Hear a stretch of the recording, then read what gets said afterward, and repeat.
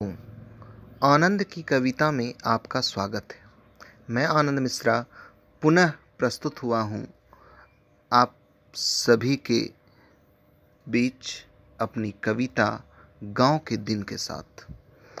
जिन जिन लोगों ने गांव में दिन बिताए हैं, शायद उन्हें यह कविता अपने से जुड़ी हुई लगेगी।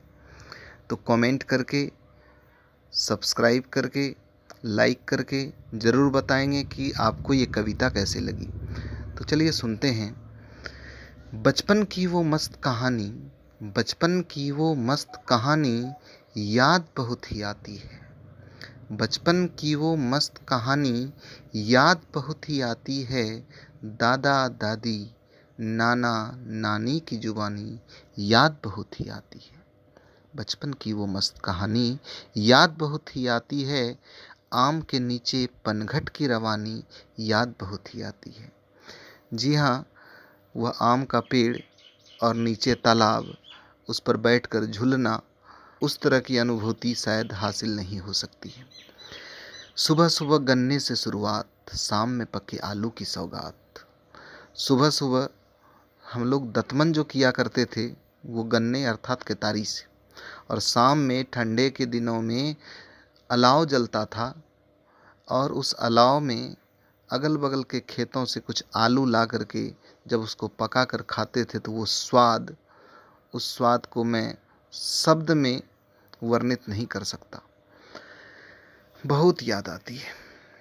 क्रिकेट का गजब का जुनून था, क्रिकेट का गजब का जुनून था।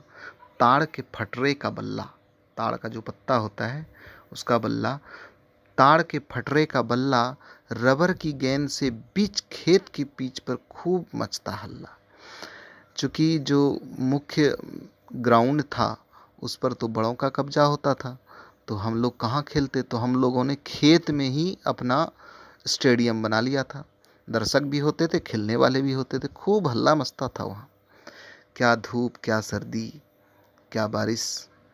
जब खेलने लायक पिच ना रहे, पानी ही हो जाए, तभी उसको छोड़ा करते थे। क्रिकेट का गजब का जुनून था। ताड़ के फटरे का बल्ला, रबर की गेंद से बीच खेत की पिच पर खूब मचता हल्ला। दिन भर खेल, धूप, जो भी है वगैरह वगैरह। शाम में पढ़ने की बारी आती। शाम लालटेन की रोशनी से किताब संग नहाते थे। शाम में लालटेन की रोशनी से, उस समय अभी के तरह इमरजेंसी लाइट या और भी कुछ नहीं था, लालटेन और डिबिया ये रोशनी का मुख्य साधन हुआ करता था। 1 घंटा तो बहुत हो गया, उसके बाद तो ज़बरदस्ती पढ़ते थे। पर मम्मी बड़ी सख्त थी, मम्मी बड़ी सख्त थी, उनकी सख्ती ज़बरदस्त थी।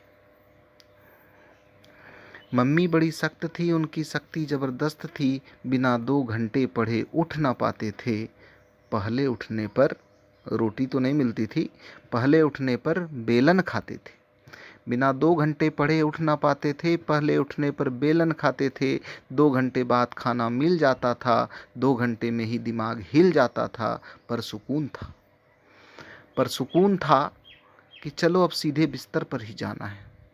पर सुकून था कि चलो अब सीधे बिस्तर पर ही जाना है, अब मसहरी से अभी बाहर नहीं आना है। मसहरी अनिवार्य था, अन्यथा मच्छर उठा के ले जाते। कि चलो अब सीधे बिस्तर पर ही जाना है, अब मसहरी से अभी बाहर नहीं आना है। सुबह सूरज के जगने से पहले पिताजी आवाज़ लगाते थे।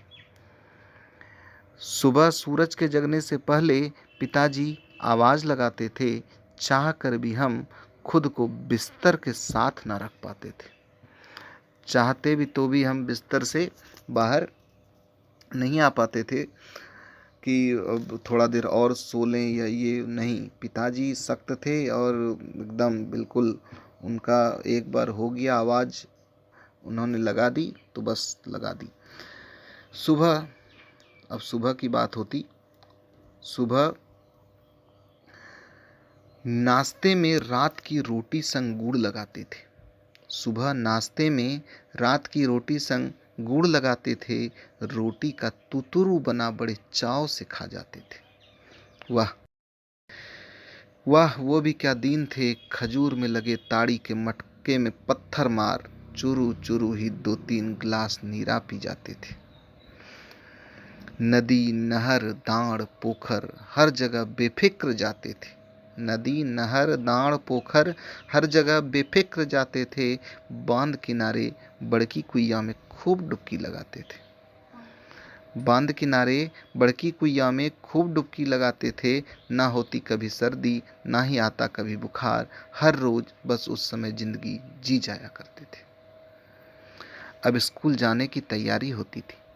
ये तो उन दिनों की बात होती थी जिस दिन स्कूल नहीं होता था, लेकिन जब स्कूल तब फिर ये बंद।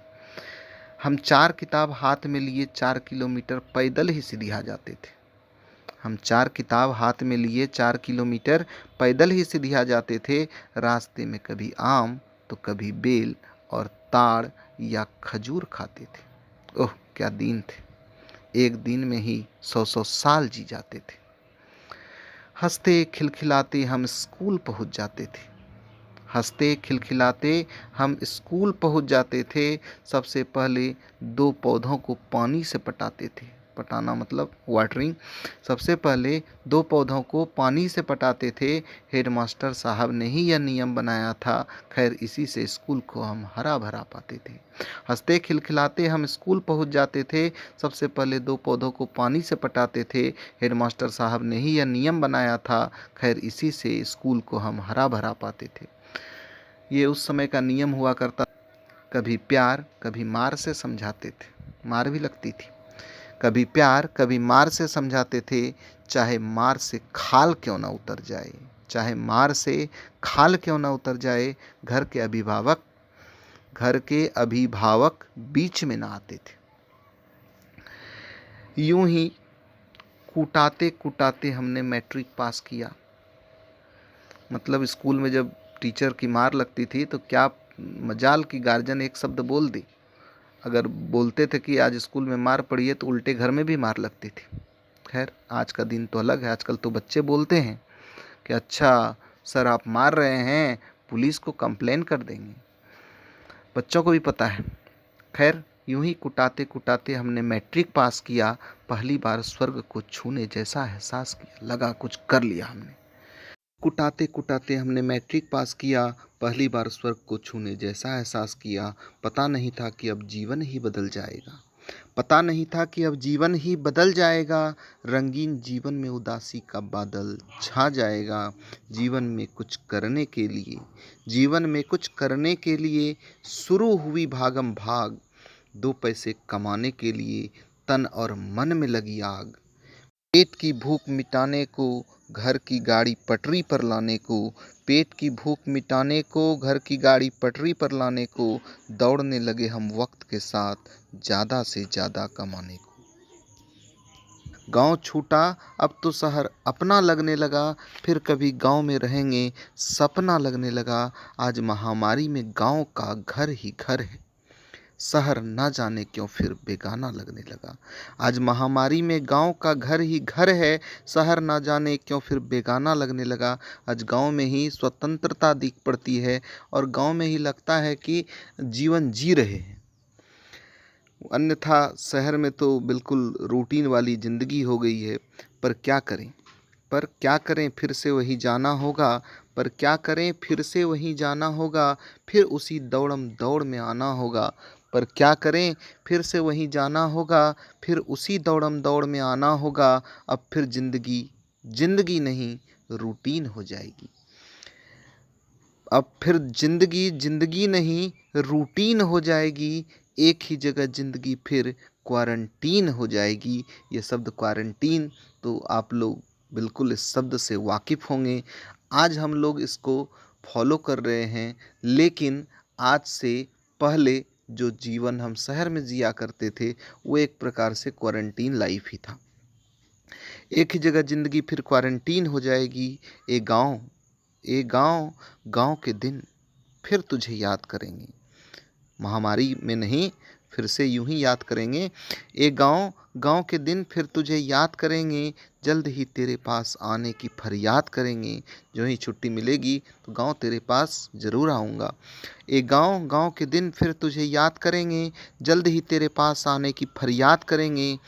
जहाँ भी रहेंगे तुझसे हमेशा आनंद से जुड़े रहेंगे। अब जहाँ भी रहेंगे तुझसे हमेशा आनंद से जुड़े रहेंगे। ज्यों ही मिला मौका, ज्यों ही मिला मौका, आनंद से तेरी मिट्टी में पड़े रहेंगे, आनंद से तेरी मिट्टी में पड़े रहेंगे। धन्यवाद।